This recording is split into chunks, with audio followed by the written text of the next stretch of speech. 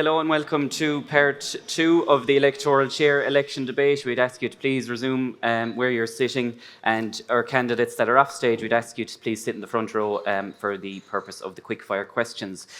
We welcome our second panel to the stage. We have Leonora, Carey, Fine Gael, Cathal, Crowe, TD, Fianna Fáil, Kevin Hassett, Independent, Michael Leahy, Irish Freedom Party, Amanda Major, Independent, Councillor Donna McGettigan, Sinn Féin, Tom Nolan, Fine Gael, Hilary Tonge of the Social Democrats, and Wynne, TD, Independent. Councillor McGettigan, I'll turn to you to begin. The World Economic Forum was told that tax policies of Sinn Féin will make Ireland less attractive for business leaders. In your own neck of the woods, we see the importance of the Shannon Free Zone. So will Sinn Féin in government damage the success of the Shannon Free Zone and outlets like that? No. We would protect them. I don't believe that is the case. That will happen. It won't happen. We need to. Shannon Industrial Estate is actually the biggest industrial estate outside Dublin. So it needs to be protected. We do need to protect businesses, but we also need to protect small businesses as well as big businesses. But we can't let businesses dominate what's happening in our society. So I don't think it will. Kevin Hassett, just turning to yourself, you've said Councillor Dinny Gould is one of the people backing your campaign. Is this true? Yeah. Okay, well, just for your information, I did speak to Dinny Gould this evening and he said that's not true. So are County Clare electing someone who's maybe not going to be entirely honest with them? Because Councillor Dinny Gould said the most he did, you asked him to put up 1 or 2 posters, he did that. He said he's not canvassing for you and he hasn't endorsed your campaign. Nice one, Patrick, isn't it? We got a phone call, I think, was it last night? A couple of us that we were supposed to be set up here for tonight. So, nice one. Keep going. That's actually true. Dinny Gould has said that and he hasn't come out publicly to endorse your campaign. So you're not being set up. I don't mind, Patrick. But could you just be honest with the public? Yeah. He hasn't endorsed your campaign. Sorry?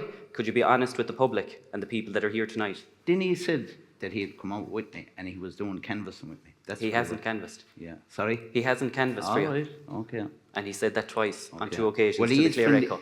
He is friendly with another candidate here. So But he's not canvassing for Kevin Hassett and hasn't endorsed your campaign. Okay, thanks very much, Kevin. Leona, Carey, just moving to yourself, many carers, especially those caring for older individuals, have reported higher levels of stress, fatigue and burnout due to the lack of respite services. If elected, will you bring back respite hours and care grants to help those people? Yes, I would. I would be certainly working, if I was elected as the TD for County Clare, that we would do that. I think the other thing that we actually also need to look at is the rate of pay for carers. Over COVID, there was a huge change in the contracts that were offered for carers, which brought a lot of them into the healthcare assistant HSE roles, and it is making it very challenging for private companies to get carers in. So I think it's important that we look at the pay that they get so that their work is recognised and rewarded. I met a lady in Ennis when I was at the horse fair last weekend, and I was saying to her that, you know, without her work, actually lots of people wouldn't be able to remain at home, whether it's people with disabilities or actually older people. So it's critically important that they're supported, but it's also critically important that people who are caring for people have access to respite when they need it. And if that care grant was returned, will it be means tested? The Fine Gael proposal is that we're going to be abolishing means testing for carers, so I would anticipate that we won't be doing that either. Tom Nolan, turning to yourself, as part of the Ennis Hospital Action Group, you've admitted to failing before in the fight to keep the A&E in Ennis Hospital. What's different now in 2024 that you can prevail in this fight? Well, it wasn't for want of trying in the first place, to be fair, and to the 12,000, 15,000 people that did turn out in the streets to support us. It was heartening to have that volume of people behind us. What's different now is, yes, I have aligned myself with a mainstream political party, and I do believe that within Fine Gael there is the will to finally finish the job of restoring A&E services to Clare, and I think I'm the best person to be part of that. Violet and Wynne, you've been in government for 5 years. Have you seen this will from Fine Gael? No, I think the closest that we got was the recent announcement of the Cllr review. I do acknowledge the Taoiseach's most recent comments that he's bringing an interim report in January, but I mean, I've said it on the floor of the chamber on many, many occasions that even the dogs on the street know that we need an additional emergency department for the Midwest region, but I'm focusing that campaign on Clare. We need Ennis Hospital upgraded with the emergency department included, and that's because a quarter quarter of the presentations to UHL are actually Clare-based, and we know that Clare is a massive county covering quite a large geographical area, so it leaves a lot of people outside of that 45 minutes of travel time to get to their nearest emergency department, and we are the only county in Munster with no access to an emergency department currently. So it means that, you know, as I said in the floor of the chamber, UHL seems like the poor cousin, but Clare is like the poor cousin's aunt in terms of what resources and funding that we have received, and that goes back from successive governments as well, Fine Gael and Fianna Fáil.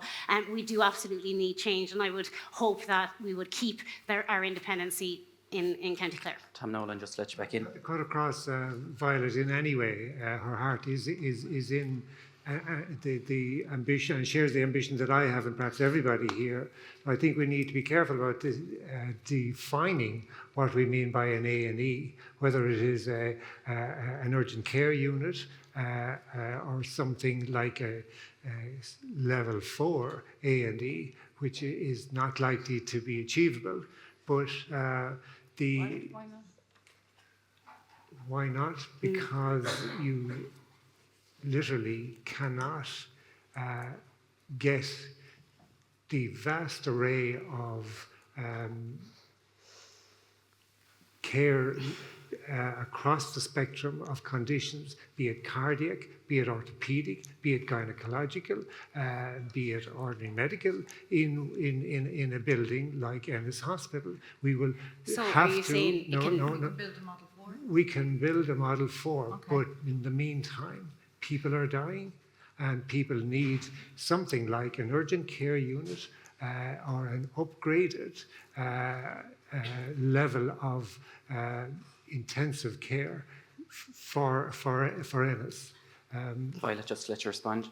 Yeah, I think, look, we have needed the LIUs and the MAUs to be extended. That's something that I have been advocating for in my time in this term.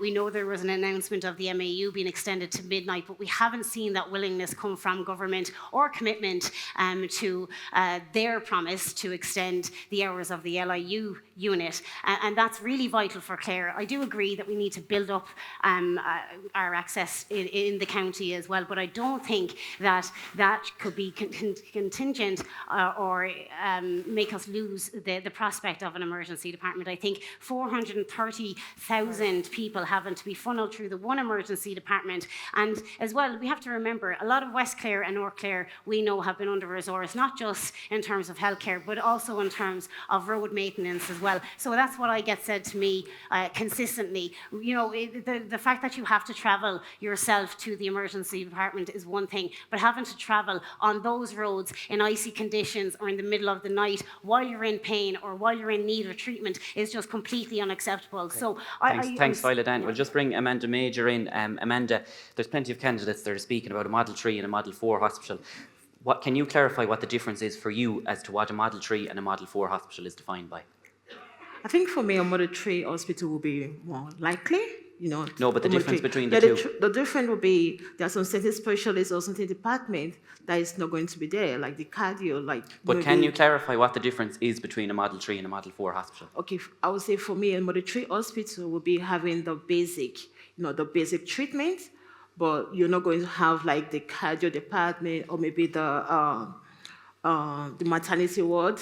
Those are not going to be the kind of example, but the Model 4 hospital is going to have the cardio, the maternity, and those special departments going to be there. That's what I would take for that.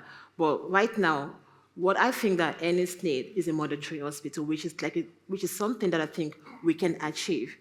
Just to drag it down a bit, I've seen that the big parties in their manifestos, none of them has the healthcare system in Clare. In them, none of them have the healthcare. None of them have the improvements of Ennis Hospital, so Model 3. None of them have the reopen of Ennis Hospital, of Ennis A&E. In them, none of it. So if we know that the problem, that what we'll need in Clare is a healthcare, we need the healthcare to be reviewed. Why is the big parties not having this in the manifesto? Kevin Hassett, just to bring you in, you're campaigning for a greenfield site for Ennis Hospital, but also same question to you. Can you clarify for you what is the difference between a Model 3 and a Model 4 hospital? Well, a Model 4 hospital, right, you'd have more advanced operations, you're looking at open heart surgery.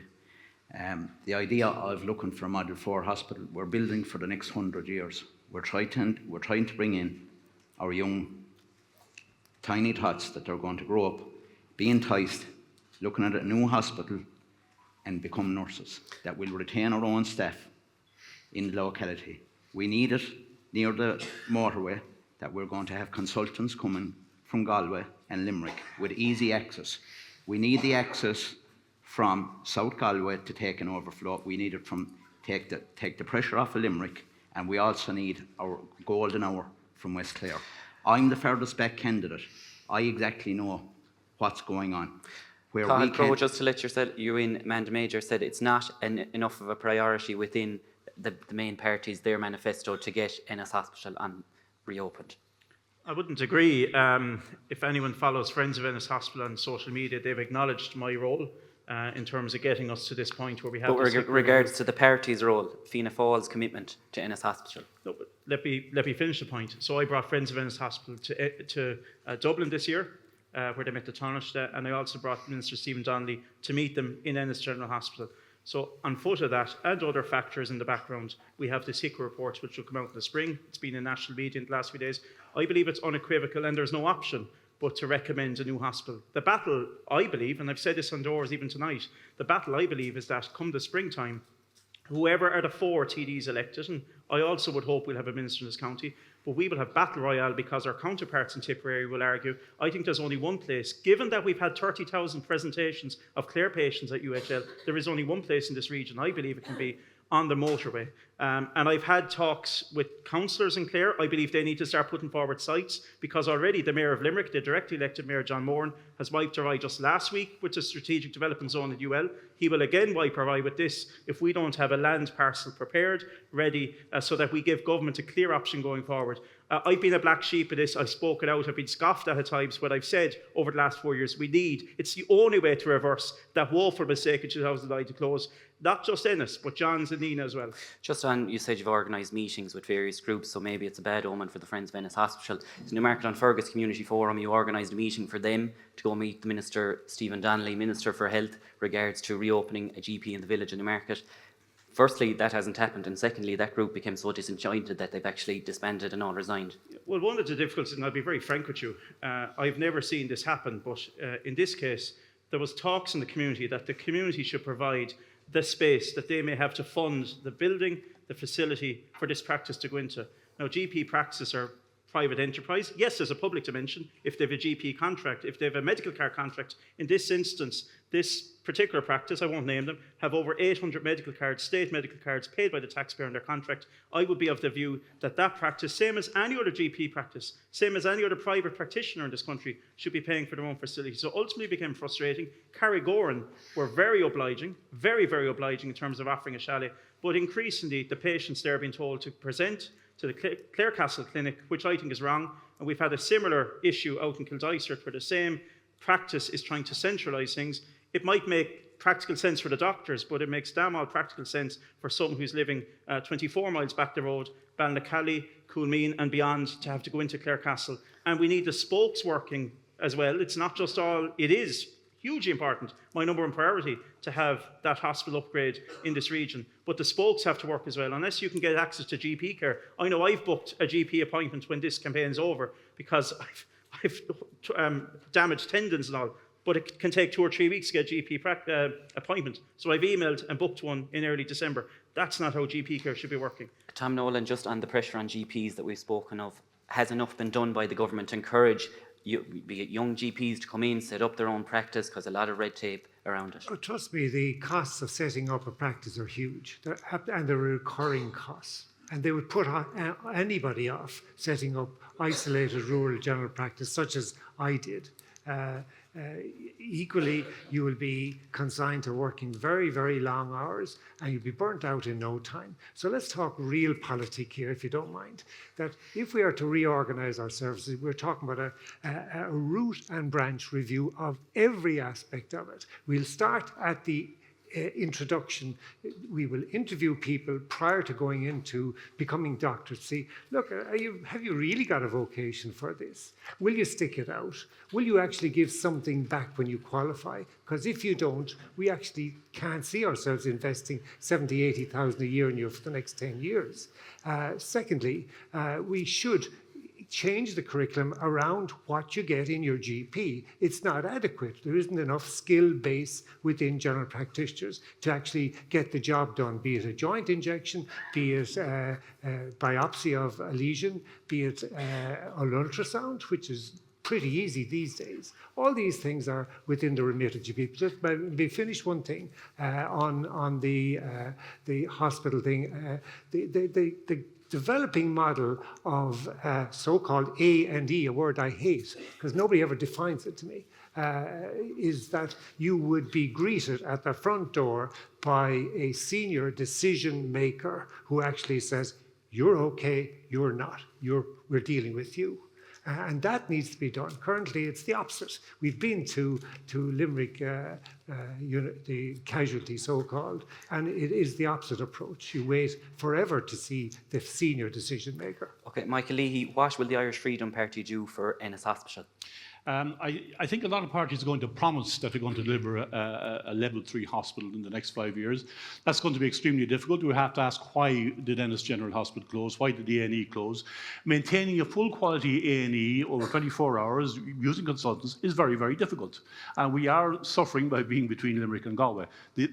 What we have to concentrate on until we can get to the stage where we do that is to make it easier for people to be treated without going into the chaos that takes place in Limerick A&E. That was the real disaster. That was not properly funded, it was never properly carried out. We have a facility there. Let's work on that facility. If we have improved medical assessment in Ennis General Hospital, we may be able to keep people out of Limerick A&E. Yes, we can build up to having a level 3 hospital, but it is going to take time. And if anybody is promising you here they're going to deliver that in the next 5 years, how long did it take us to build a children's hospital? And is that going to be the same kind of a saga that we're going to have again?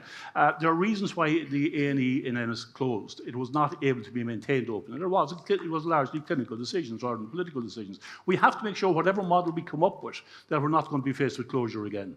And we're not going to be allowed to build a hospital that will be faced with closure again. So whatever type of A&E we provide, we have to be able to keep it open. And there may be certain very extreme specialities that cannot be dealt with in that type of A&E. And the big question is, if there's a major traffic accident, where do you go? And people are probably better going to the level of absolute excellence. That's not Limerick, by the way. That Leonora, Carey, you've signalled you want to come in. I think the first thing that I think is incumbent on all of us as candidates is we must be ambitious for healthcare in County Clare.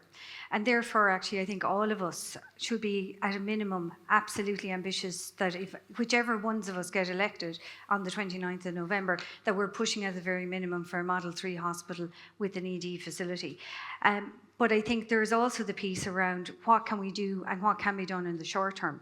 And in the short term, the medical assessment unit could be extended to 24/7 if there was a will by Bernard Gloucester and the REO, Sandra Broderick, to actually release the resources for the extra staffing and for the diagnostics. Critically as well, what the county hospital needs right now is the 48 beds that are at the design phase. That design phase could be accelerated so that actually if those patients need to be admitted, they have a place to go. So we also need to press as politicians, if elected, to ensure that that happens. If the diagnostics is there, then the LIU can have its hours extended up until 10 or 11 or 12 o'clock at night, so it meets the people in particular who have sporting injuries. But also what we can also do is look at also increasing other initiatives that have been rolled out by the UL Hospitals Group. Number one is the Pathfinder service, which is a joint advanced paramedic and occupational therapy, physiotherapy service, which will see older people in their home, assess them, treat them for 2 weeks after they're seen, and that can prevent patients from going into hospital. You can have the community advanced paramedic service extended across County Clare. There's an APP car, which has a doctor on it and an advanced paramedic. Again, we'll see people over the age of 18 until whatever age they are, and that is also available. And if it was also centred and developed across County Clare, it means that there's other choices for people other than having to go to the ED and UHL. And I think that's critical that we as politicians advocate for that. Going back to Dr. Nolan. Thanks, no, Leonora, you've got plenty there. Hilary, just to bring you in, you were co-founder of the Midwest Hospital campaign a group that is equally campaigning for an ED for Nina, for St John's and for Limerick, for St John's and for Ennis, rather than maybe some of our candidates here are focusing solely on Ennis. So if the Clare public elect you, are you going to be splitting your energies between all three rather than focusing solely on Ennis Hospital? No, I'll be a TD for Clare, and I'll be focusing on Clare. And just to go back to a few things, number one is the Social Democrats have abolished means testing for carers immediately when we get in. Get into government? When we get into government. Yeah, and on the 29th. Okay. Also, the carers respite for Cllr, that has been taken up by UHL at the moment. There's an extra 22 beds in Cllr that have been taken by UHL. Also, there has been no political will in this county for an awful long time, and Violet is right, to open Ennis A&E or Ennis ED, and that's something that we've been fighting for a long time. They say that they're going to do it when they get re-elected, but really we have to ask the question, what have they done up till now for the people of Clare and for their health? Okay. And I think we can all, hands up, say that it hasn't happened, that we still don't have the facilities. We don't even have 24/7 facilities. The injuries clinic, if a child goes there, and I know for a fact a man went there last week, his child, a young child with his head split open, and he was told they can't take him, he's too young, he to put that traumatized child into a car and drive to Limerick to get stitches. That's basic care that we're not getting here. Donna McGettigan, we've seen countless of cases, tragic in multitudes, and we could list them all. It hasn't changed. We were promised to you a centre of excellence at UHL. What can be done for Ennis Hospital? Well, it needs to be upgraded to a Model 3, and really that should have been done before now. We were promised a centre of excellence, which never materialised, and in the 15 years since it's been closed, nobody has reversed that decision. Not one of them put in a PMB on that, whether that's party or independent. None of them have done that. We have put in a PMB on the floor, calling for an A&E into the Midwest. But in terms of the GPs, it's public contracted GPs will be the way to go there. And our spokesperson, David Cullinan, has spoken to those training at the minute. And they don't want to, as Dr. Nolan said, have the cost of having to set up a business. So to have that, and they're quite willing to come in under a public contract. So that's the way to go there with GPs. We're way below the national average when it comes to the amount of GPs that we have here. In terms of having the A&E in Ennis, the population growth here has grown really, really big. So that gives the case. But the Friends of Ennis Hospital have released reports after reports. They've done phenomenal work into getting the facts and figures. And their report shows the need is there. It's the will that needs to be put in. So we need to put that in. Okay, we're going to do a first quick-fire question of the Part 2 debate. And the question is going to all candidates here and our candidates seated on the floor. It's a yes or no answer, quite simply yes, quite simply no. The question is, can and will you get the government to locate an ED in Ennis if elected? Leonora Carey? Yes. Cathal Crowe? Yes. Kevin Hassett? Yes, and if they don't... Yeah, it's yes or no. Michael Leahy? Yes. Amanda Major? Yes. Donna McGettigan? Yes. Tom Nolan? Yes. Hilary Tonge? Yes. Violet Ann Wynne? Yes. Okay. Timmy Dooley? Yes. Okay. Paddy Murphy? Yes. Matthew Maroney? Yes. Eddie Punch? These questions are kind of. Is it really yes or no, irrelevant. Eddie? No, it's Okay, the is that a questions- yes or no? It's like, I mean, sure, we're all Is it going yes to or say, no? we're all going to say Okay, yes. let's move on. Okay, Risha? Yes. Roshan Garvey? 100% yes. And Joe Cooney? Yes. So we can take it at that, everyone here, we will have an ED in Ennis Hospital in 5 years' time. Just moving on, Michael Leahy, you've spoke of the woke sexual agenda in schools. What is your stance on LGBT issues and supports? Look, I think I'm getting this very much on the doors when I go to people. There are a lot of mothers in particular. When I mentioned this on my leaflet, it really jumps out at people. They say, yes, you're the first person to mention that. A lot of young mothers in particular are very concerned about some of the stuff that's being taught in the SPHE programs in secondary schools, but even in primary schools. A lot of them are not very happy with the fact that schools have a Pride Week and often that they're festooned in LGBT paraphernalia throughout the year. And they're seeing this as something more than an educational agenda, but perhaps something of a political agenda as well. And we have to remember that sexual politics is a very significant part of left-wing politics and has been throughout the 20th century. It is in many ways a means of breaking down people's identity.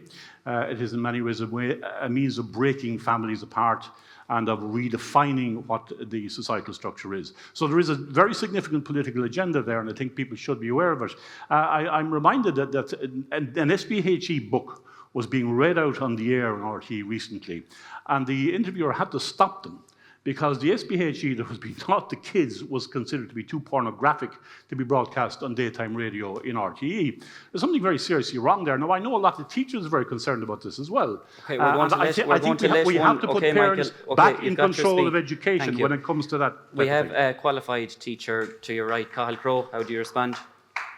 Yeah, well, first of all, the main change in SPHE, social personal health education, has been the whole principle of consent, because for far too many women, we've had far too many high-profile cases in the court where consent wasn't followed. That has been the big change, and a lot of people try to brush over that. That has been the transformative change that's coming into the curriculum. The other point being, presumably a lot of straight people here, and there's homosexual people here, we should be very comfortable that when people are in their teenage years, if they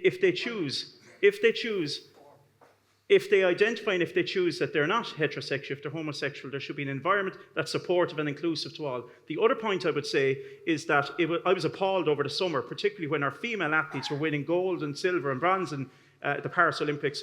There was horrible rhetoric around our female athletes because there was images being put up on Twitter by the far right saying, this is what a real female looks like. And then there was ridiculing of Rashida Dadileki, who brought such pride to this country. So there's a whole distortion of it. I would invite anyone, because I too got those complaints, and I went off and did my own research.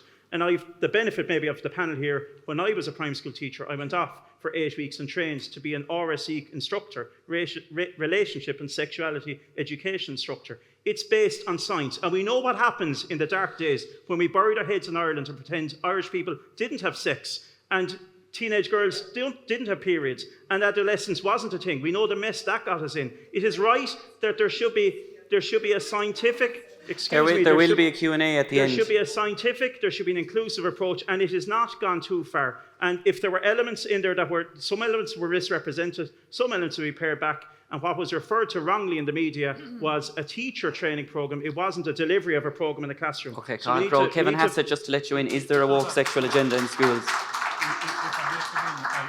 Okay, Kevin Hassett. Kevin Hassett first. If my kids come home in the future and tell me, Dad, I'm gay, I love them the very same as the day they come into this world. We don't need to know how to have sex as a gay person in school. We don't teach them how to have sex as a straight person.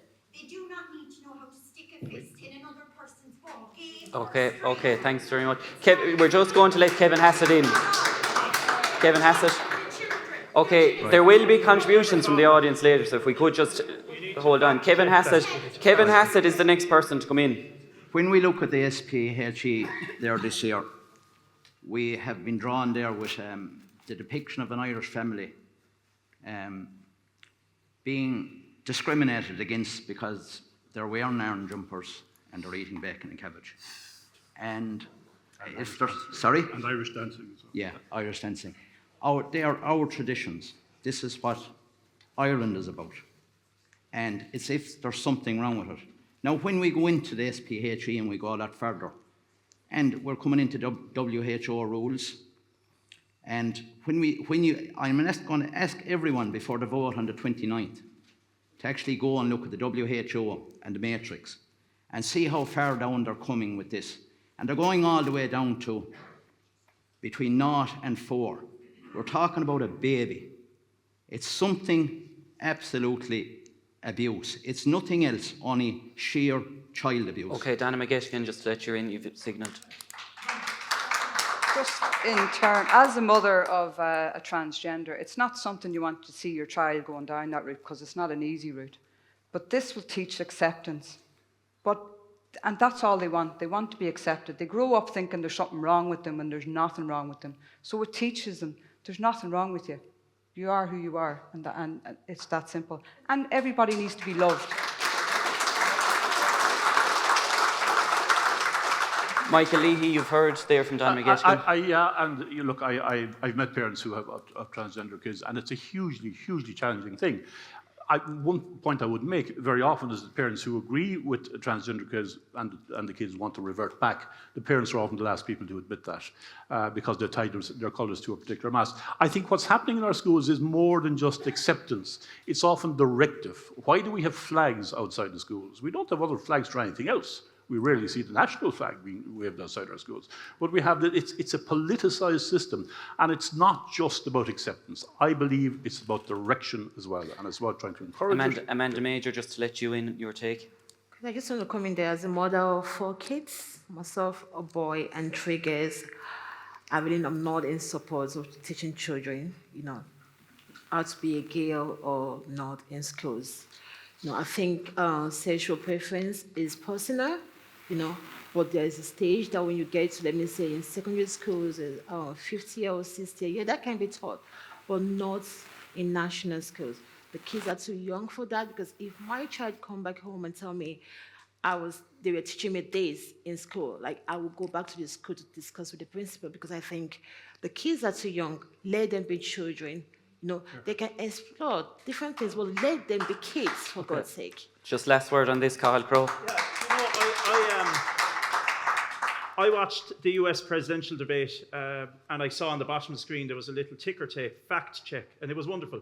If you had a fact check thing here, there are no changes at primary school level into how we educate children at SPHE. None at all. So can we just wind back the clock? And the part of the problem, it's not. What SPHE book have you read?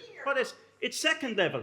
It's second primary. Now you're changing your tune. And part of the problem we have here is too many people consume their media on Twitter, and they shut off RT, they don't read the Clare Echo, they don't know what's going on in the real world, because the algorithm on Twitter feeds this far-right rhetoric that gets it brainwashes. It's not far-right rhetoric. Okay, one voice at a time. Kevin Hassett, one voice at a time. One voice at a time. I won't repeat myself again. Donna McGettigan is coming in on this. Just on that, on a child in school, you'll find that a lot of transgender children realise that they're in the wrong bodies when they're very, very young. And they grew up thinking that there's something very wrong with them, and there isn't. So it does help them when they're very, very young to guide them to where they want to be. It's not about making them be anything. Okay, just moving on. Leonora, Carey, County Cllr has been. We're moving on, Kevin. As we're tight for time. I know. County Cllr has been represented. Okay, lads, could we be quiet and let me ask the questions? County Cllr has been represented, Leonora, by the Careys for 40 years. People on here have spoken of their dissatisfaction with various services in the county. So my question to you is, why should we elect a Carey for another 5 years?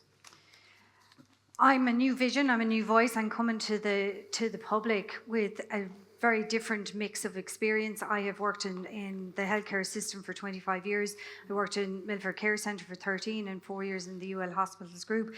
So actually, as an elected representative, if people choose to vote for me on the 29th of November, you would be electing somebody who understands what works well within the hospital group, but actually what needs to change. And my ability to be able to advocate for and interrogate and ensure those changes happen is much higher. Not only that, but I've also spent my entire life involved and immersed in politics. I understand what's involved in being a politician, the commitment that's needed. I come from a family of service, as you've acknowledged there, Pádraig, and I have used my life so far in service of people in terms of healthcare, and I'd like to be able to do it in terms of being a politician.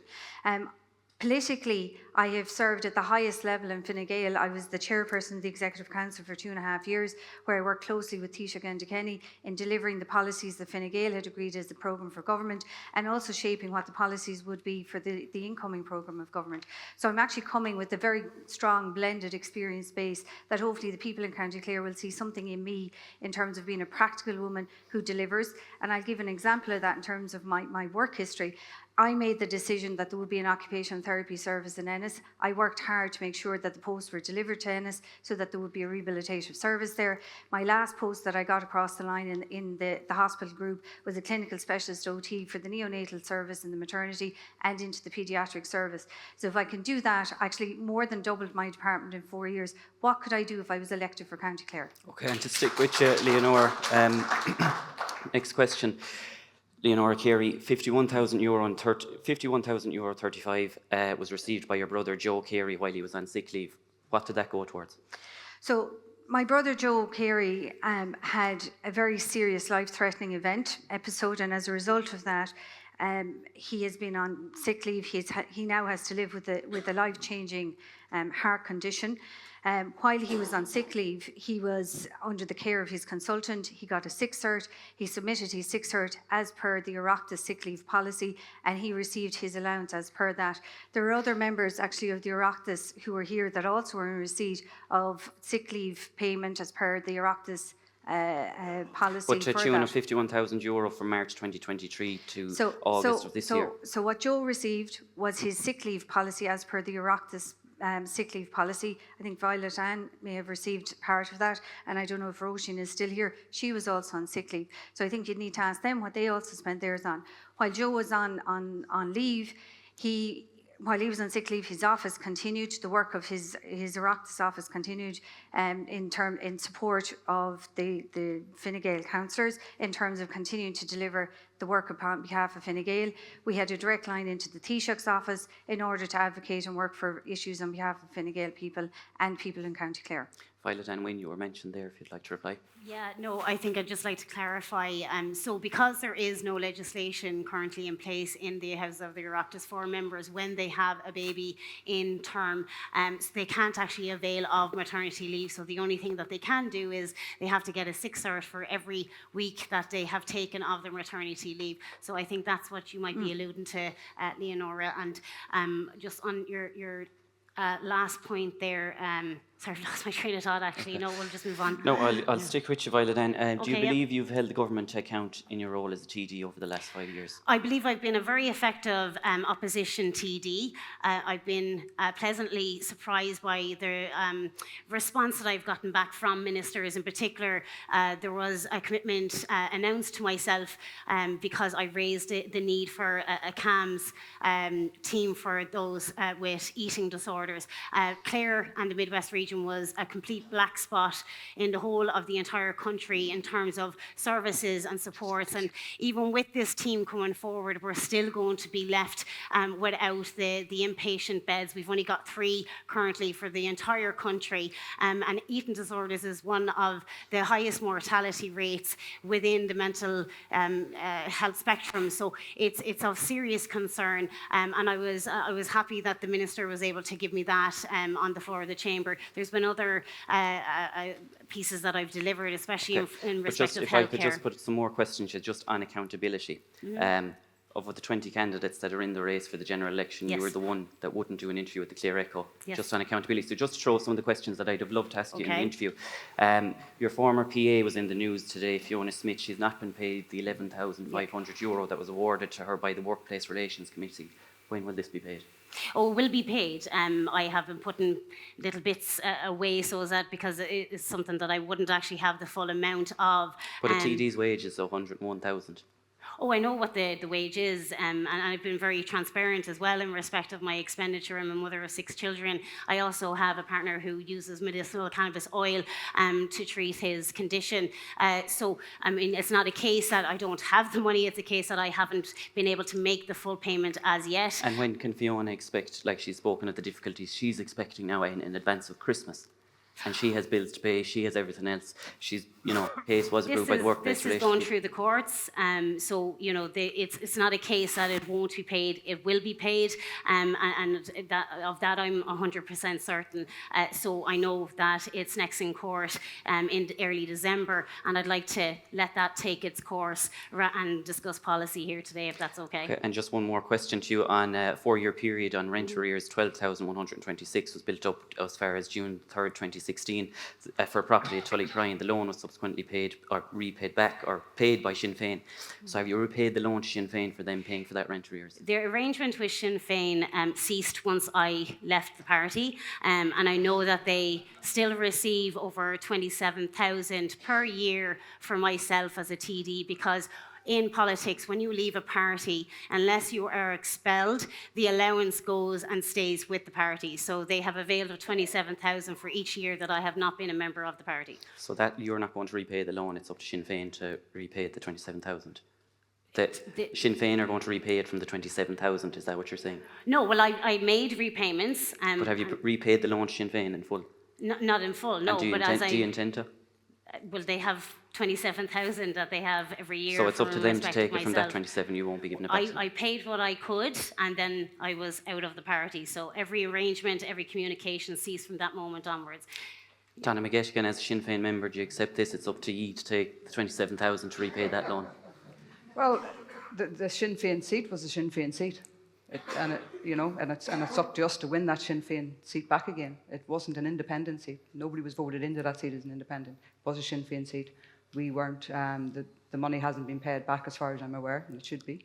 So are you saying Violet Anne should have given the seat back or moved out? It should have went to, she should have handed the seat back, and it could have went to convention, back out again into election. Violet Anne? Well, I would say that, the whole process of what I went through in being elected as a Sinn Féin TD and what I experienced locally, in particular from local members and elected representatives of Sinn Féin, that could have been different as well. You have your viewpoint, I have my viewpoint, and you want to talk about accountability. So, it would be great to go back to policy rather than the difficulties that I had within Sinn Féin. I think that has been discussed at length in the media, well and truly, even by yourself, Paddy, on previous occasions. Yeah, and just to advise everyone, Clr will continue, what four are elected, to hold them all to account, regardless of who they are, what their creed. That's what we do. We're not elected, but we will hold people to account, whether they like it or not. We'll turn now to Stuart Holly for our first question and answer section of part 2. Hello, my name is Joe Webb. I'm a Wexford man, so don't throw me out, but I might be moving to Clare. It's very clear that the people of Clare demand a proper fit-for-purpose healthcare service that meets their needs. Why haven't successful governments delivered on this? Is it money? Is it resource? Is it simply that Clare isn't important enough and doesn't feature on the political map? What needs to be done? Detail, not platitudes. Thank you very much. Okay. Hilary, Tonge. Yeah, and you asked why it hasn't happened, and I've said it before and I'll say it again, lack of political will.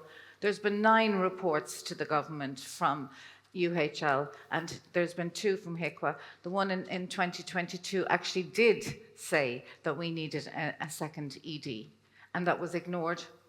Nothing was done. We'd be 3.5 years into building a hospital if anybody had read it and listened.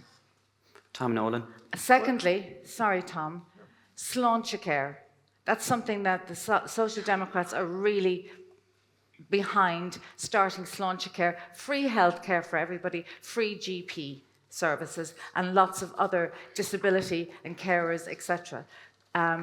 We're paying too much in this country for public services. We pay our taxes, we should be getting it back. We should be getting it back through free healthcare, through free GPs. Imagine the amount of money you'd have in your pocket if you didn't have to pay a GP. Some of us are paying GPs on a regular basis. Okay, there's a GP beside you that we'd like to let in, Tom Nolan. Yeah, well, okay, Hilary, you've had plenty. Go on, Tom. Tom Nolan is coming in, Hilary. Okay, Hilary, sorry. Look, the mess around the treatment of Clare people in particular in UL is one of the scandals of our time.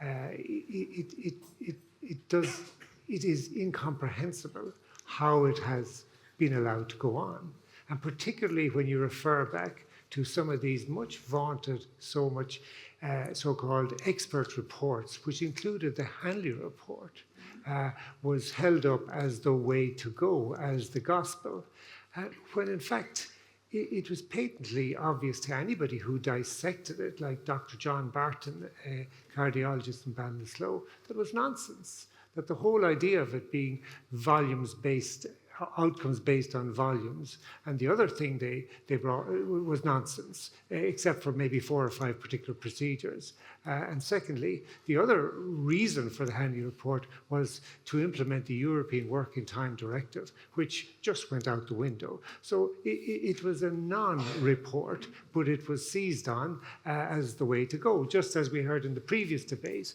how people will refer to so-called experts and just run with what they say. And I'll have to say this as well, in fairness, we're getting a fair grilling from you today, but there was no serious interrogation of the findings of successive reports, not just the Hanley one, but the teamwork report, a subsequent HICWA report. HICWA has already reported. There's no serious interrogation by the Third Estate, by the Fourth Estate. media. Fourth Estate, I'm sorry. Yeah. Stuart Hawley for our next question. Hi, Kieran Burke. Just a question for every candidate, so that includes the ones that are sitting over here to the left as well. So given the crisis in housing, and particularly with renting, could each candidate state if they are a landlord and if they actually own multiple homes themselves? I suppose, and as a follow-up to that, if the answer is yes or no, can you explain how you would legislate? This is for individuals or independents rather. We'll try the quick fire, Kieran, first, Yep. and just to see, and then we'll come back to you. So, just Leonora will go around the table. I don't own any property. Okay, Cathal. I'm not a landlord. I'm a landlord. Okay, let's answer the question. Kieran, will you just repeat it again, the first question, just so we're all clear? Just if they are a landlord and or if they own multiple homes. Okay, Leonora. I don't own any property. Cathal. I'm not a landlord. I have my home, and in the past year, my uncle has passed away, and I am now possessor of his home. It's in bad shape, and no one lives in it. I'm not a landlord. Okay, Kevin Hassett. I am a landlord. I own an apartment in Dublin. I lived there for 5 years and managed to buy an apartment in the good times, and it's now rented. Okay, Amanda Major. I'm not a landlord. Okay, Donna McGettigan. Not a landlord. Tom. I am a homeowner, and I am a second homeowner in that I've recently restored a railway cottage. I have a surgery with a room above it that previously was let to a dentist. I have a surgery in Ennis with a tenant above it, a man living his life. And I have an apartment in Galway which is used to accommodate usually non-national doctors who are giving service to the University College Hospital Galway. Okay, and just Kieran, you can correct me if I'm wrong here. Kevin Hassett, do you own a property? Sorry? Are you a homeowner? Oh, I am. Yeah, so let's just please answer the questions that are being asked. Okay, so Amanda Major, the same thing. Are you a homeowner? No. Donna? Okay. And now Hilary will go back to the original question. That I'm Kieran not a has asked. landlord. And you are a homeowner? I am a homeowner. Okay, thanks. Well, when Violet. the bank gives it back to me. Violet Ann? I think we all know that I'm not a homeowner and not a landlord. Okay, perfect. We'll just go around. We'll start with Paddy Murphy. Homeowner. And landlord? No. Okay, Matthew. Okay, multiple homes as well. Matthew? I'm a homeowner, but no, not a landlord. Eddie Punch? Yeah, I'm a home owner in one house. Myself and my brother jointly renovated a farmhouse which was derelict for 14 years at huge expense to ourselves. We split it in half and we've created homes for 2 families now, and I'm very proud of that level of hard work, ambition, and I'll apologise to no one for it because I could have sat in my arse and let the old house fall down. Okay. Rita McInerney? I'm not a homeowner, but I am a landlord. Okay. And Joe Cooney? Yes, I am a homeowner and I've renovated 2 derelict houses, so I'm a landlord as well. Okay, and we've Timmy Dooley over here as well. Yeah, I'm a homeowner, and my wife and I have 2 other properties which are heavily mortgaged and are rented out. Okay, perfect. If we've another question from the floor before we move back.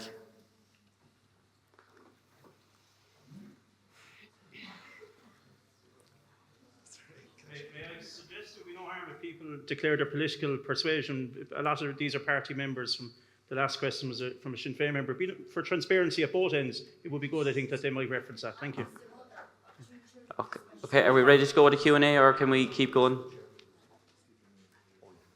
Niall McDonough, I'm from Ennis, and I'd just like to know where each candidate stands on the Ennis 2040 project, and in particular, the building on the Abbey Street car park.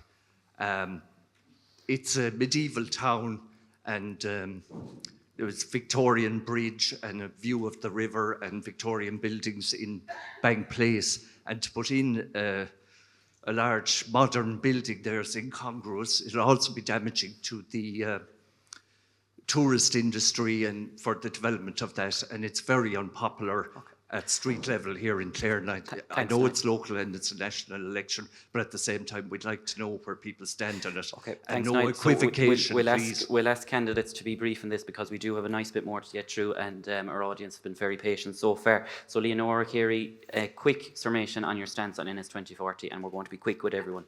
I think it's critically important that there is a cohesive plan to bring Ennis forward, and that we get to 2040, where a town is the most vibrant town that it can be.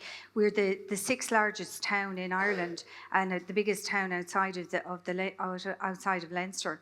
In relation to, and I think it was Tuesday, I spoke with an awful lot of the traders up Parnell Street.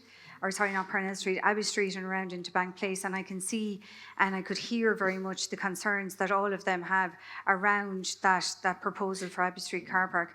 I understand the commercial retailer that was being proposed to go into that site has possibly bought a site across the river from there. I don't know if that's actually known, aside from me half announcing it this evening. So I think that may influence what the council In general, does in relation to Leonora, that. thanks for the announcement, but in general, are you in favour of Ennis 2040? Well, I'm just letting you know I actually have done some research on it, actually. But in general, and I think it's important that we do that. I think we also need to solve Leonora, the question, because I can give everyone 10 parking minutes on it and we can have an Ennis 2040 debate, but we have 10 or 9 candidates here. Okay. In general, are you in favour of Ennis 2040? In general, I'm not until the parking issue is sorted. Okay, Cathal, Crowe. Yes, there's many projects within Ennis 2040. I'm going to give you a very direct answer. Francis Street can't happen quick enough. Abbey Street needs to be parked up, pardon the pun, but it's wrong. It takes out that iconic, not cultural space, it's where all Ireland teams have gathered. Santa turns on the lights. I'm against that, and I have a nuanced position. It's very hard to answer yeah or nay. You could go down to each project. Abbey Street against, Francis Street for, and I'm happy to chat with that man afterwards about all the other projects. Kevin Hassett.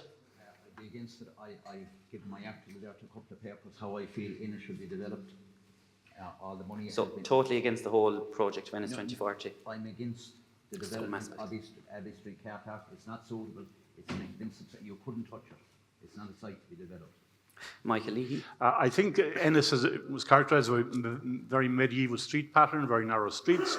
I'm thinking of a place like Parnell Street Car Park, where I had my office at one time. That was originally small laneways and substantial buildings. And it may be appropriate to bring something like that back. I think there are opportunities like that.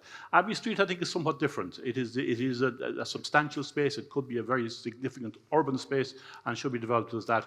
Whatever happens, we can't lose car park spaces. I think there's a bit of a war against the car. Whatever development takes place, they have to provide an alternative car park system, whether it's multi-storey, whether it's underground, whatever. That's very, very important. Amanda Major. I'm inclined to agree with you about Abbey Street.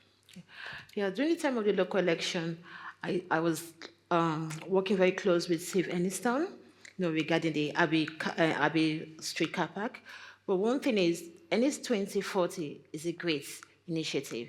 There are brilliant plans in it. But the only thing I'm against is building on the Abbey Street car park. That is no. But in the Ennis 2040 is a brilliant initiative. We need sustainable development in Ennis for jobs. To keep our children in Clare, we need development in Ennis. Donna McGettigan. I actually voted against the loan for the DAC in the council at the time. I could see the concerns that were coming up. But Ennis does need to be brought forward, but it needs everyone to come along with it. Tom Nolan. I could give a very long answer to this, really. I'd rather if you didn't. Short answer. Okay.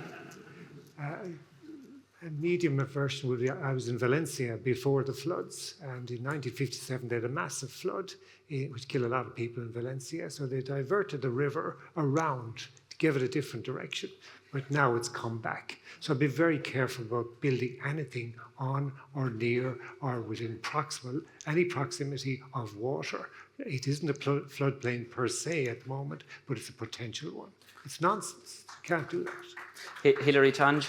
I'm on the Save Ennis Town Committee with Tom and a few others that are here tonight, and I disagree totally with building on Abbey Street car park, and I'm also against anything to do with the post office field. I think it should be left alone.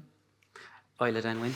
Yeah, I agree. I think, I've tried my best to get the message across in Leinster House anyway, that when it comes to local issues and what's affecting local people, you have to listen to those that are going to be impacted and affected the most.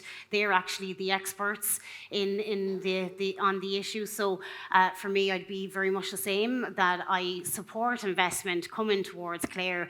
And I know that any of the briefings that I attended, it was very much painted that this is what you have to accept in order to get investment into County Clare.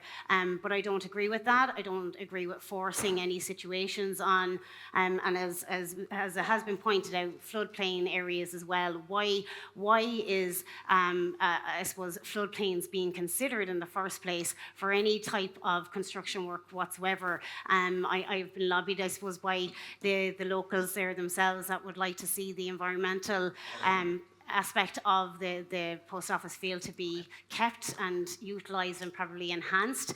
So I would be in support of Thanks, that. Violet. And we'll go to our quick fire on the floor, Timmy Dooley. Yeah, very simply, I think Ennis is slowly dying on its feet. I think if we don't find or put in place a plan for its survival to 2040 and beyond, we're in real trouble.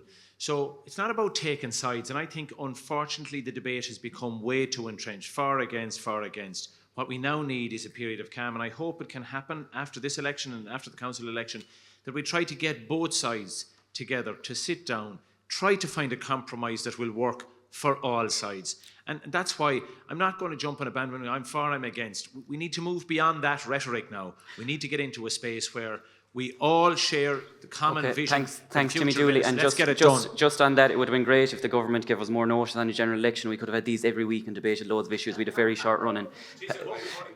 Paddy Murphy? Look, I'm just against. We'll move on with the question. Matthew Maroney? I'm against the Abbey Street. Yeah. Okay. And in general, Ennis 2040 or just Abbey Street? I'd like to see Francis Street developed. Okay. Eddie Punch? I think there are too many examples of bureaucrats who don't show enough humility to listen to the people they're supposed to be consulting with. And I think we have to go back and realise that the traders are the lifeblood of this town. And this week I've been told of numerous examples of rates being absolutely massively increased while the streets are ripped up. We have to show respect to the people who have made Ennis what it is. Thanks, Eddie Punch. Rita McInerney? As a former CEO of Ennis Chamber, I understand the need for consultation with the businesses. You have to bring the business community with you. Pedestrianisation and parking has always been an issue. 70% of the businesses on O'Connell Street, for example, don't have rear access to their building.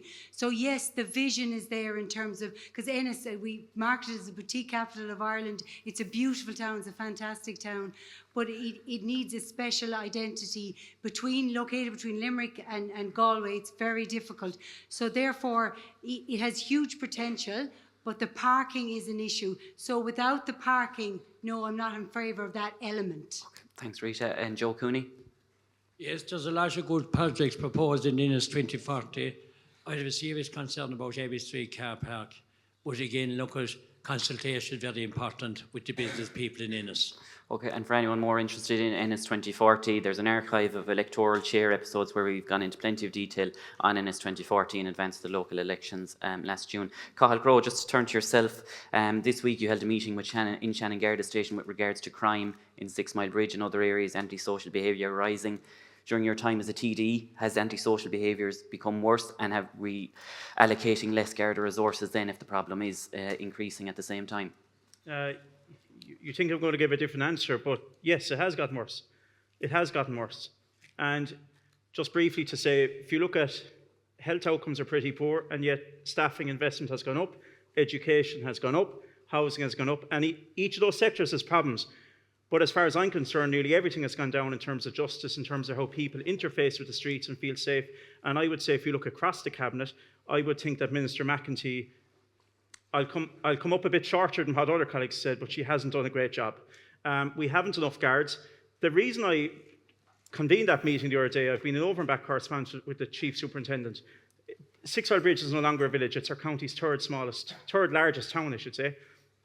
And yet there have been days where the entirety of West Clare has had 2 guards, 1 patrol car. And there was one appalling day about 3 weeks ago.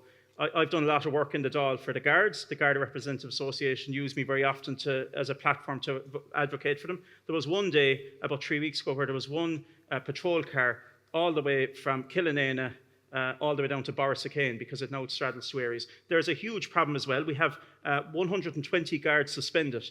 Some of them have done terrible things and they need to be dismissed entirely, but some of them have come straight out from Templemore and they've met a granny going on her way to a hospital appointment, driving over the speed limit.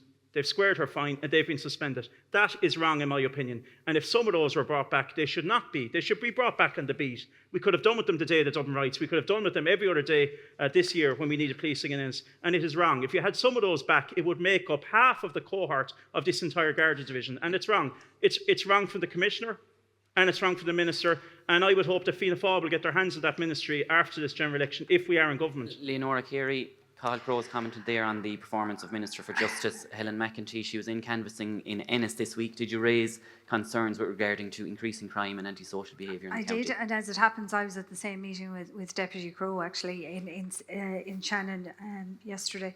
And did, just for argument's sake, Minister McEntee, there seemed to be a huge Garda presence around her, more guards. Jerry Flynn previously said that it's as rare, you'd rather see a leprechaun than a guard around County Clare. So is she going to commit to increase more Garda resources around Clare? Well, Fine Gael's commitment after the next election is to create another 6,000 Gardaí on the beat. It's about increasing the number of judges and it's about increasing the number of prison places by 1,500. There's been a lot of work done by Minister McEntee. We reopened Templemore, we've increased the number of recruits. What we've also done in government is we've doubled the allowance that the Garda recruits got to up to €354. And Fine Gael, if they get re-elected to government, as part of the programme for government, would like to negotiate that it gets doubled again, because we have to make being a guard an attractive job. When you look at what is happening across our county, across our country, antisocial behaviour is increasing, there's more complex social issues happening, and we need to ensure that we have enough of Gardaí on the beat. We need to make sure that we have enough of patrol cars to do that, and there is an awful lot more work to do. Our rank and file guards are unfortunately afraid and don't feel that people have their back. People on high don't feel they have their back when they're out trying to enforce the law. And the most public manifestation of that was on O'Connell Bridge 12 months ago when the Dublin riots were on. There was a guard being pedalled back by far-right gougers, and he couldn't draw his baton, he couldn't draw his pepper spray because he feared sanction. We've had guards pursuing people in stolen cars down motorways and they're brought into GSOC. So I don't think Fine Gael can anymore call themselves the rightful party of law and order. Sinn Féin cannot touch law and order, and it is my hope, following the general election, whoever is in, Sinn Féin's record on law and order, don't get me started. Okay, I was in, Donna McGettigan, we'll get you I was in school with Jerry on. McCabe's son. Okay, Don't Donna get me McGettigan. and I hope my party will be leading that ministry after the election. After 100 years and we don't have people, no guard on the beat on the street, that'll tell you the answer to that one. So nobody can talk about how great they are with the Gardaí. There's low morale in the Gardaí, and none of the parties are helping the Gardaí there. So, you can't turn around and say that we have anything wrong there. We have Garda stations closing. Some Garda stations are only open 1 or 2 days of the week. We have centralised the calls. So you and I ring, if you're in Clare, you ring. It's Cork you're being directed to. Well, Cathal has said the Gardaí don't feel that the people on high have their back.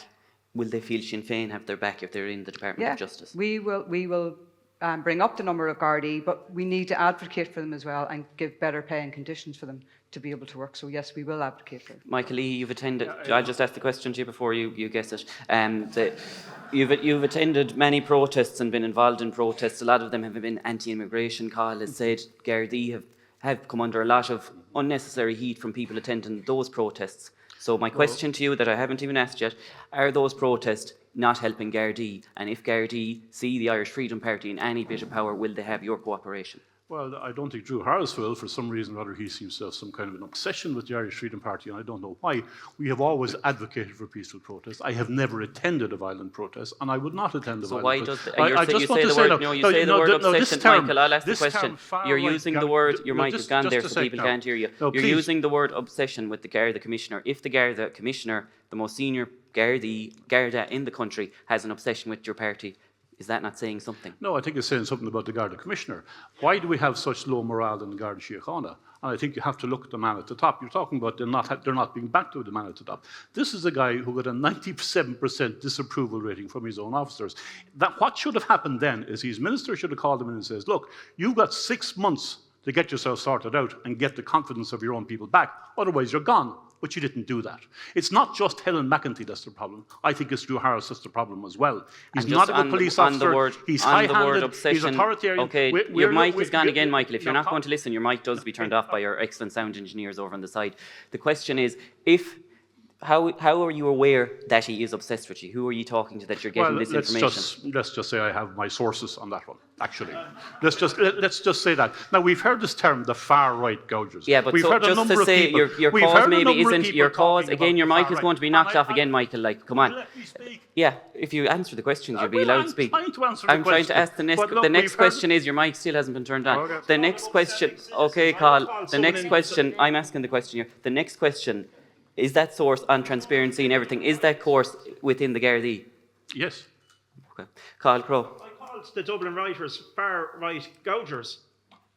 Were you going to say something positive about them? No, I wasn't going to say anything positive. Look at Mr. Crowe, I was not going to say anything positive about them. And as soon as those riots started, as soon as I got wind that there was troubles there, I immediately sent out a message demanding people to get off the streets. You should not engage in violence because no, look, they were not members of our party. Okay. I hope some of them did listen to me, and I hope it had some kind of an effect because I knew that as soon as that happened, Fine Gael would immediately try to introduce hate speech laws. That's what they always do. As soon as some foolish person engages in rioting, it will be used by authoritarian governments as a means of introducing hate speech and repressive legislation, which you have defended in the law. I would love to have the power. Cathal Crowe is in, Michael. Okay, you've got to speak there. Cathal Crowe. Okay. Are used to police what we say and okay, Cathal Crowe is in. Okay, Michael, can you cooperate, please? Kevin, I'll be coming to you in a second. Cathal Crowe is in next. I would love to have the political power on Facebook and WhatsApp to be able to rein in the protesters in Dublin. I don't. It's the guards have the power, not any political. Can I just say to some of the political actors here in this room in general, they're involved in some of the protests in Shannon, very, very, very legitimate, and that right can be defended all the time. Some protests are drawing every single rank and file guard in this division that are needed in Ennis, Shannon, Ennis Diamond. They're needed on the street, not drawing that. So use your political leadership roles to maybe calm things a little bit in Shannon. And maybe send some of those people home too, because it's a drain on Garda resources that are already so Michael Leahy, I'm coming to you in a second, Kevin. Michael Leahy, the question to Michael Leahy is... The question for Michael Leahy, if we could cooperate on the floor, Michael Leahy, the question is, have members of the Irish Freedom Party protest on O'Connell Street? Sorry, I can't hear what you're saying. Okay, the question to Michael Leahy is, if we could cooperate please from the floor. Michael Leahy, the question is, were members of the Irish Freedom Party on O'Connell Street protesting that you contacted? No, I sent out a message by Twitter. But how did you know they're there? Not as far as I'm aware. I have no idea. Okay, and I'll let Kevin Hassett in. I haven't heard of anybody. Just to clear up about the riots in Dublin, the Gardaí declared today that it was opportunistic thieves. That's what the Gardaí are after saying today, Cathal. You either take their word for it. That's what they released today. So that it's not rioters. No, the looting, just to be clear, the looting was opportunistic. Smashing. Yeah. Going into Foot Locker to buy runners, to rob runners is opportunistic, but it was coordinated on the night. It was coordinated, and they came down the streets of Dublin and they put our guards on the back foot, and that was wrong. And whoever's in government next time, and this isn't just political figures, the citizens of this county and country need to have the back of an Garda Síochána. Absolutely. Okay, and we're going for our next quickfire question, so I'll ask Stuart Hawley maybe to make his way back up towards us. The question is, and it's just a yes or no again, Eddie Punch, yes or no. So the question is, are you in favour of the continued merger of the Cllr and Tipperary Garda division? Yes or no, Leonora Carey? No. Crowe? If fully resourced. Yes or no? If fully resourced, yes. If But it's not fully resourced, so it's a yes or no question. In its current Not format, ifs, buts it's and not made. working. Yes or no to the question? In its current format, not working. No. So is that a no, Cathal? If it's resourced, The question is a yes or no. If you could cooperate, are you in favour of the Clare and Tip merger continuing as it is? As it is, no. Okay, Kevin Hassett? No. Michael Leahy? No, we've too much Okay, centralisation Amanda already. Major? No. Donna McGettigan? No. Tom Nolan? Yes, boss. Okay. Hilary? No. Violet Ann? No. Timmy Dooley? Paddy Murphy? No. Matthew Maroney? No. Eddie Punch? No. Rita McInerney? No. And Joe Cooney? No. Just moving on to housing before. Leonora, Carey, how is it feasible for people to get on the housing ladder in Ireland today? How is it feasible? Well, what the current government have brought in is first-time buyer grants. It has brought in the Home First grant initiative, and there has been a lot of investment in terms of social and affordable housing. What Fine Gael would like to do, and again, it's about being ambitious for our country and for our county if re-elected to But government. how long have you had the housing brief? Is the ambition not been there? Ambition absolutely has been there, and that is what has got it to delivering 30,000 houses per year. But hasn't got us out of a housing crisis?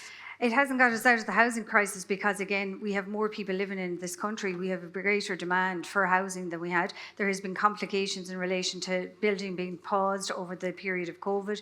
We had a significant issue post the financial crisis of getting builders back, building and getting funding for the builders to do that. So I think in fairness to the government and to Fine Gael and government, getting back to 30,000 houses per year isn't a bad achievement. Is it enough? No, it's not. And I think what we need to see, and again, what we would like to do is have 60,000 houses built per year so that in 6 years' time, we'll have 300,000 houses built. Violet and Wynne? Yeah, I just wanted to come in there just about Clare, and I suppose you've mentioned social and affordable housing. So we had, Shannon was first approved for an affordable housing scheme last year, and then, you know, with continuous raising it in the Dáil with the Minister pointing out that there are other areas in County Clare as well that people are struggling to get access or get onto the property ladder. He extended it by 2 to Ennis schemes, but all in all, so what I'm trying to say is that over 30 properties have been approved for affordable housing, but to date, only 3 have been delivered. So I appreciate that some work and some progress has been made, but it's not enough for those who still have their adult children living with them, which is what I'm hearing an awful lot on the doors, and they have their children as well. So you have 3, maybe 4 generations in the one house, and it's heartbreaking to hear of the impact that this is having on their relationships, on their mental health, and on their general well-being. So I just don't think that there has been enough ambition, especially not for County Clare, in terms of getting people access to the property. Hilary, have the Social Democrats plans for students that are studying at 3rd level for them to move out and try to become independent adults, or are they expected to live at home and work in the studies that they can study the course that they want when they're older? Are you asking me if any house has been built for students? No, Social Democrats, have they plans to help students course. have the money to be able to live independently? Of course, we're going to build 25 rental properties, or 25,000 rental homes and low rental homes for students, for people who are saving for a property. We hope to build 50,000 affordable homes yearly as well, and 12,000 social. Can I just say, if this is an example of what it takes in the Dáil or anywhere else to get any work done, I can see why it's taken so long to build houses. Because the government has only built less than 1,000 affordable houses. Yeah, I wish to come in.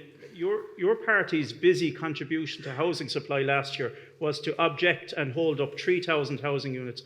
Admittedly, in Dublin, but that in itself, they're not 3,000 housing units on a sheet of paper and a planning notice stuck to a post. There are 3,000 people today, 4 weeks out from Christmas, that have no home. So can I just go back to the facts of the situation are important. In County Clare, it's very important to give this context because it gets... Facts briefly. The facts are, we have exceeded housing targets in Clare, and yet more needs to be done. 882 new social homes built since the year 2020 in this county, more than the previous 2 governments. 264 void council homes brought back through grants. So we've built and brought back around 1,200 homes, and there's 1,200 Amanda more. Major, I want to bring Amanda Major in, who hasn't had They're to speak. the Amanda, facts. has enough been done for housing in County Clare?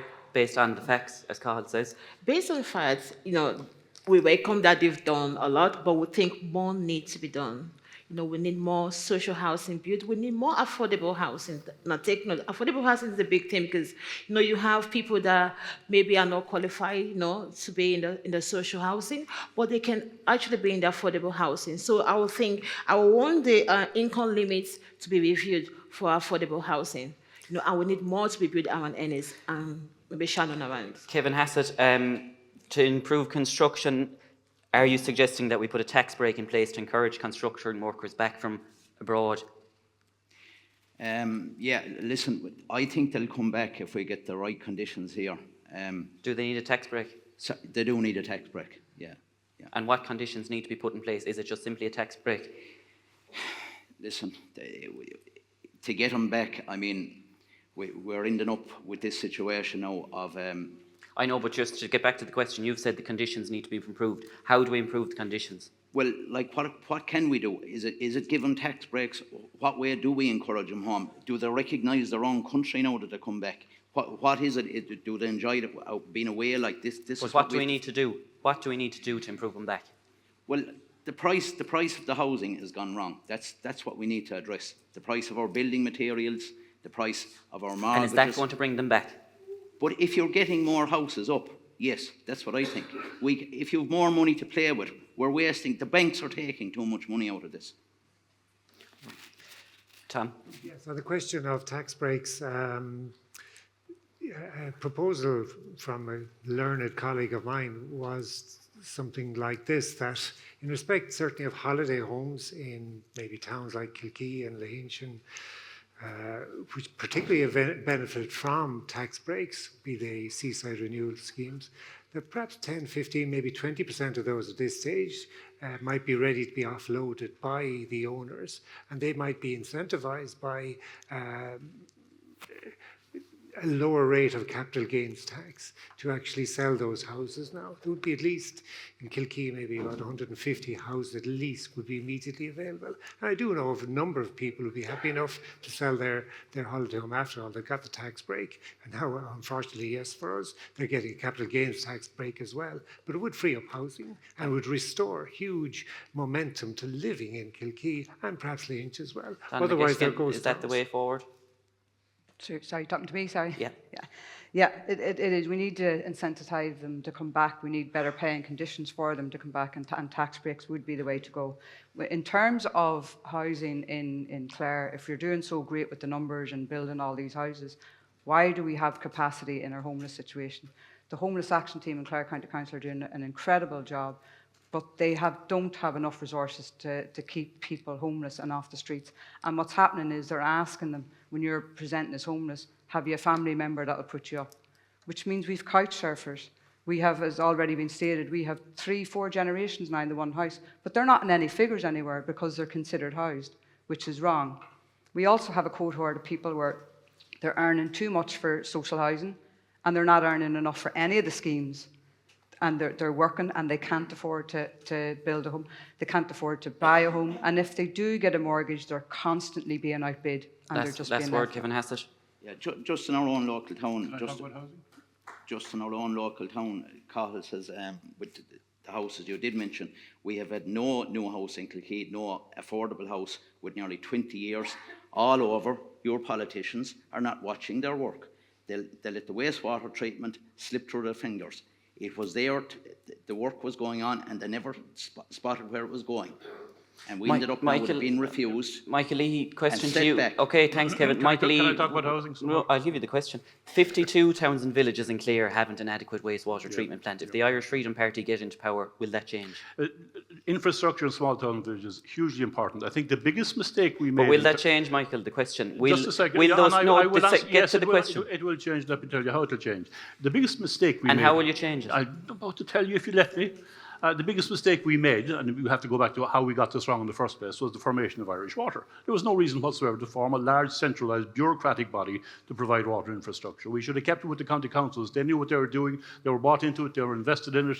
You talk to any builder now, and I know this as an architect myself, trying to get Irish Water to give you a permission, to give you an answer to what you need to do is almost impossible. It's an extremely difficult, top-heavy organisation to deal with. We should bring it back to the county councils, and yes, we do need to invest in water and sewage services infrastructure in the small councils. Thanks very much, Michael Leahy. Can I talk about housing, please? No. Thanks, Michael Leahy. We are against the clock. We are against the clock. I don't want to keep people here till midnight. We're going to give each candidate 60 seconds to give a final pitch as to why the electorate should vote for them on November 29th. We'll begin 60 seconds, no more. Leonora, Carey. So hello, I'm Leonora Carey. I'm a new voice and a new vision for County Clare. I am an occupational therapist working within healthcare for over 25 years with experience within the UL Hospitals group and within specialist palliative care. I also have over a lifetime's experience working in politics, supporting my dad Donald and my brother Joe. In my own right, I was the Director of Elections for Paschal Donoghue. I was the Chair of the Executive Council, so I have experience at a national level in relation to politics. The priorities that I would have for County Clare, should I be elected, is to continue to strengthen our towns and villages, our communities, socially through the development of a Model 3 hospital and ED facility, economically through connectivity, that there's a national aviation policy developed and published within 12 months of the new government being formed, with a particular emphasis on the regions, that we work to and deliver the rail spur to Shannon Airport, that we continue to build the supports for carers and childcare. 60 seconds, thanks very much, Leonora Carey. Next up, Crowe. Thanks. I suppose 5 years ago, only a certain cohort in Clare knew me down home as a hard-working councillor. Many more of you became aware of me through my stance on the RIC commemoration, which became a national movement. I was outspoken, I took a stand, and that has been my style as a TD over the last 5 years. It's quite easy to walk around this county, drive around this county, knock on doors and look for votes. I'm the only TD of the outgoing Dáil who has religiously, without fail, gone into each town and village holding clinics. Some say they do them, they don't. I do them every single week, and last year clocked up 300 clinics throughout the county. I show up when it's counted, and as an aviation spokesperson, I've helped bring Shannon back to a point where it's again on an upward trajectory. And as a farmer and as an educator, I am championing the whole time, and I'm standing up for County Clare. Thank you. Thanks, Cathal. Next, we have Kevin Hassett, Independent. I'm a proud native person of Kilkee, married with 2 grown-up adult children. I have spent the majority of my life living and working here in County Clare with a strong background in both building and farming. This experience has given me a deep understanding of the needs, concerns and aspirations of the people of Clare. One of my main concerns is the future of our Irish youth. I do not want to see our young people leaving Ireland to seek opportunities elsewhere, due to a lack of housing and employment opportunities here at home. We should be offering them the chance to build their futures right here in their own communities. I also believe that our children should be allowed to grow and learn in an environment that respects their age and understanding. I do not support the exposure of young children to ideologies and concepts that are not ready to comprehend. While I recognise that immigration can benefit to Ireland, I am deeply concerned about the current situation where uncontrolled immigration, particularly the influx of young men from safe countries, does not appear to be offering any real benefits to our society. Thanks very much, Kevin Hassett. That's 60 seconds. Next, Michael Leahy, Irish Freedom Party. As we face into this most critical election, it is clear that we urgently need new direction in Irish politics.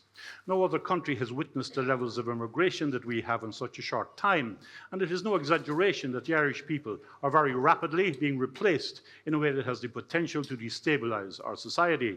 The present government parties have not just permitted this, but abetted it. Huge pressures have been put on the delivery of housing, of social services, of education and of healthcare. In housing, Irish people must be given priority. We must encourage our own immigrants to return to this country to bring back their skills and help us build the future. We will give every returning Irish person a 2-year tax break.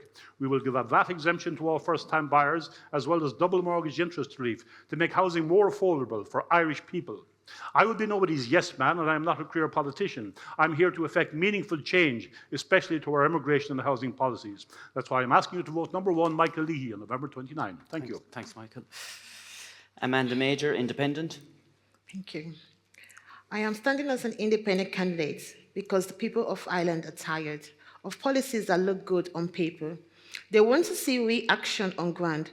The people of County Clare want their basic human rights met. Example, healthcare. We need the A&E reopened in Ennis Hospital. We need an additional E&D in the Midwest and an upgrade of Ennis Hospital to a level 3 status. We need more social and affordable homes built. The cost of living needs to be addressed because people are giving up important medical treatment to feed their children and heat their homes. If elected, I'll be putting my priority will be the healthcare of Cllr. I'll be working tirelessly to make sure that the Cllr people get what they deserve. Because as it is now, the big parties has actually neglected and forgot about the issues that matters to Cllr people. Thank you. Thanks, Amanda. Donna McGettigan, Sinn Féin. Gurmagad, as a lifelong activist and now councillor, I have a deep understanding of the needs of people in Clare, but we need to end the crisis at University Hospital and reopen our NSA&E. And we also need to have the increase of step-down services in the county. We need to bring home ownership back into reality, into work and the reach of working people.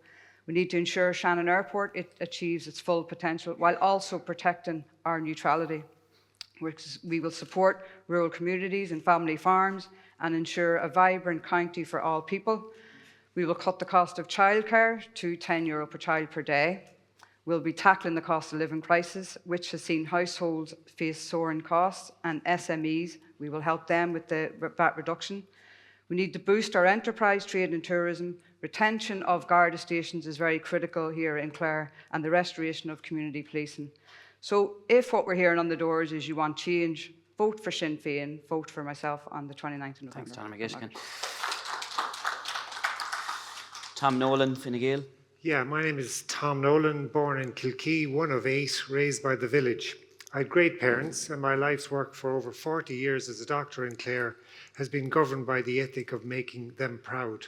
I offer the electorate the following benefits of my lived experiences: from being raised by the village, the value of community; from being given educational opportunity, the value of a stable state and government; from playing Gaelic football and rugby, the value of teamwork; from being doctor to the Munster champions of 1992, the sense of pride of place. I'm a Clare man.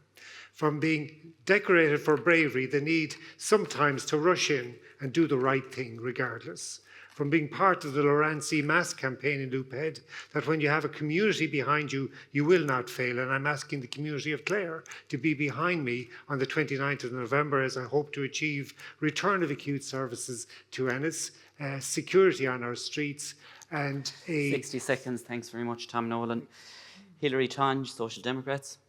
Elections are about the future, the kind of country we want to live in, and the kind of society we want our children to grow up in. The Social Democrats want a future where every person can thrive and every community flourish.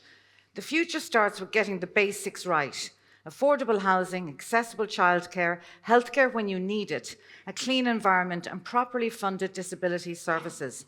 A government has to work for the people and spend the people's money as carefully as if it were their own. Too often, this government throws money at a problem and asks questions later. That's why we're getting the most expensive children's hospital in the world and vanity projects around the dole when they can't even get the basics right.